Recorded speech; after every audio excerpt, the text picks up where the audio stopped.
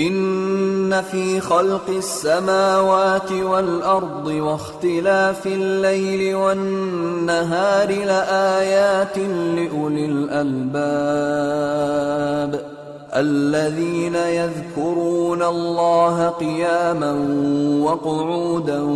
وعلى جنوبهم ويتفكرون في خلق السماوات والأرض ربنا ما خلقت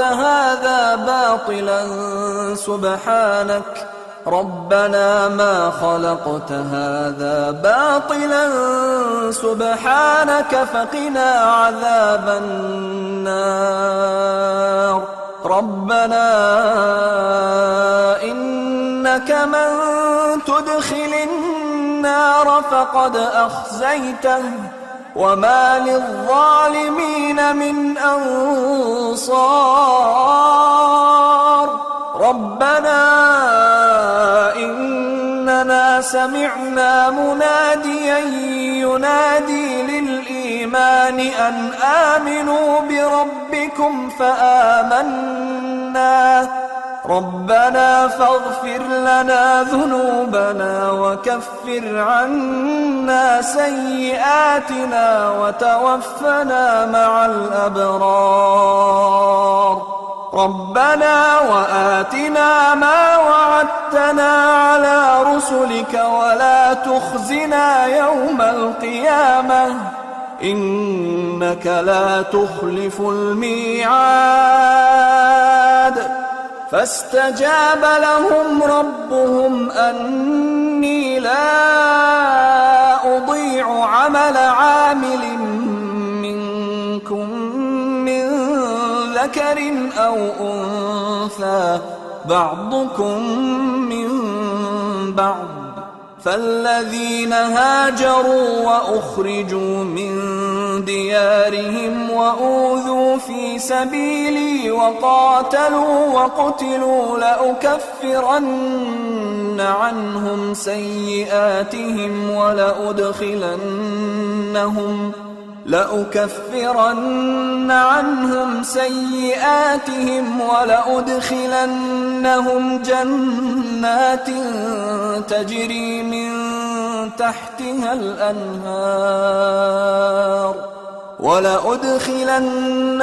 جنات تجري من تحتها الأنهار ثوابا من عند الله والله عنده حسن الثواب لا يغرنك تقلب الذين كفروا في البلاد متاع قليل ثم مأواهم جهنم وبئس المهاد لكن الذين اتقوا ربهم لهم جنات تجري من تحتها الأنهار خالدين فيها نزلا من عند الله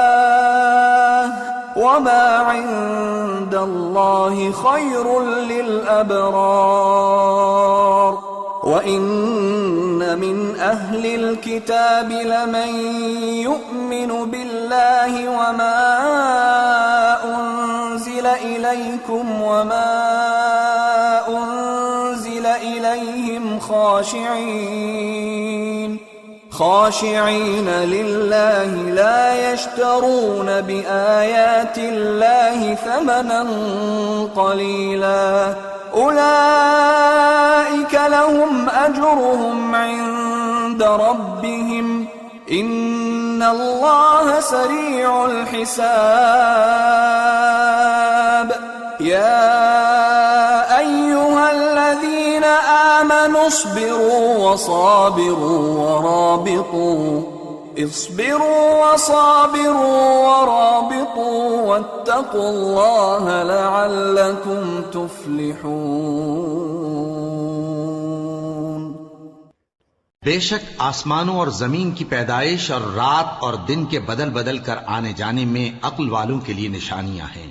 جو کھڑے اور بیٹھے اور لیٹے ہر حال میں اللہ کو یاد کرتے اور آسمان اور زمین کی پیدائش میں غور کرتے اور کہتے ہیں کہ اے پروردگار، تو نے اس کائنات کو بے فائدہ نہیں پیدا کیا، تو پاک ہے، تو قیامت کے دن ہمیں دوزخ کے عذاب سے بچائیو۔ اے پروردگار، جس کو تو نے دوزخ میں ڈالا اسے رسوا کیا، اور ظالموں کا کوئی مددگار نہیں ہوگا۔ اے پروردگار، ہم نے ایک پکارنے والے کو سنا کہ ایمان کے لیے پکار رہا تھا کہ اپنے پروردگار پر ایمان لاؤ، تو ہم ایمان لے آئے۔ سو اے پروردگار، ہمارے گناہ معاف فرما اور ہماری برائیوں کو ہم سے دور کر دے، اور ہم کو دنیا سے نیک بندوں کے ساتھ اٹھائیو۔